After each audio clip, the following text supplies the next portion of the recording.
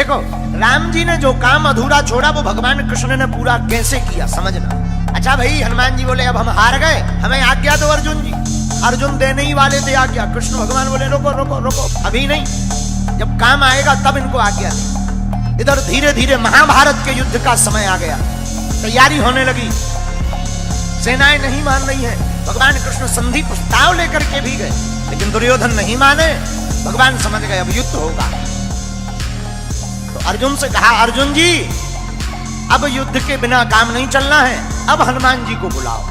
वो जो वचन दिया था जो हम कहेंगे वो करेंगे, अब वचन निभवाओ। तो अर्जुन भगवान कृष्ण हनुमान जी के पास आए, कहा कि आपने जो शर्त हारी थी अब उसको पूरा करना है। हनुमान जी बोले आज्ञा करो। अर्जुन जी बोले सरकार बताओ क्या मांगना है। भगवान कृष्ण बोले अर्जुन राम अवतार में हमारा युद्ध इनके बिना पूरा नहीं हुआ था, और कृष्ण अवतार में भी हमारा युद्ध इनके बिना पूर्ण नहीं होगा। अर्जुन जी बोले इनकी क्या जरूरत है, क्या हम कम हैं? भगवान बोले कम तो हम भी नहीं थे। भगवान कृष्ण बोले कम तो हम भी नहीं थे, फिर भी हमें इनकी जरूरत पड़ी। अगर ये ना होते तो वो युद्ध पूर्ण नहीं होता। अर्जुन जी बोले मतलब हे अर्जुन, अगर हनुमान जी ना होते समुद्र पार कौन करता? अगर हनुमान जी ना होते, अगर हनुमान जी सहाय नहीं होते तो युद्ध नहीं जीतते। और महाभारत में भी युद्ध है अर्जुन, बिना हनुमान जी के नहीं जीता जा पाएगा। हनुमान जी बोले अब आज्ञा है, ठीक है, लेकिन हनुमान जी हाथ जोड़ के विनोद में बोले सरकार हम तो राम जी के चरणों में रहते हैं। भगवान कृष्ण बोले इस बार हमारे सिर पे रह लेना। देखो यही भगवान की दयालुता है।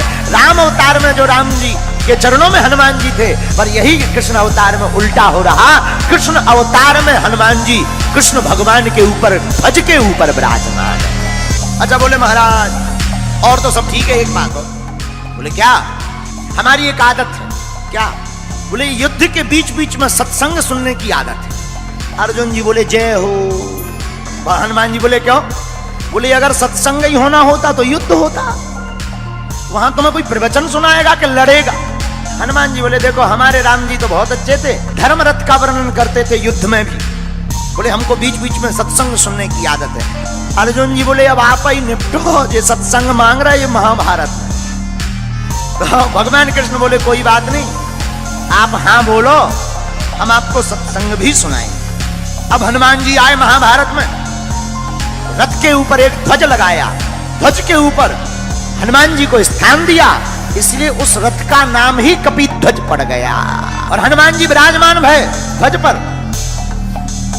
भीष्म महाराज जब अर्जुन के सामने लड़ने के लिए आए, भीष्म पितामह ऐसे बलवान योद्धा जिनके सामने अच्छे अच्छे लोग कांपते थे, महाराज भीष्म पितामह युद्ध करने आए और बाण मारे तो अर्जुन का रथ थोड़ा पीछे हो गए, लेकिन जब अर्जुन बाण मारे तो पीछे दूर गिर जाए।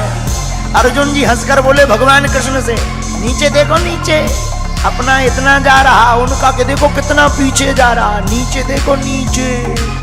भगवान बोले ऊपर देखो किसके कारण कम जा रहा, ये देखो। और यही मानो हम लोगों को शिक्षा है कि हम लोग अगर भूपर हैं क्योंकि भगवान हमारे ऊपर है।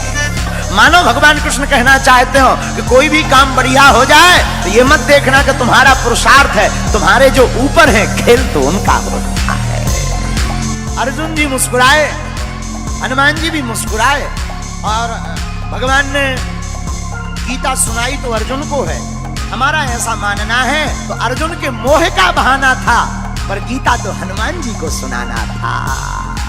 एक बात, अर्जुन जी ने अपने रथ की लगाम भगवान के हाथ में देखी, ये ज्ञानवर्धक बात है। अपनी जिंदगी की लगाम जो भगवान के हाथ में सौंप देता है, वो कितना भी महाभारत जैसा युद्ध हो जीत करके ही बाहर निकलता है। जो भक्त अपनी मन की लगाम परमात्मा को, गुरु चरणों को दे देता है, वो जीत करके ही आता है। लेकिन जो लगाम खुद पकड़ लेता है वो हार जाता है। बोलो सीताराम।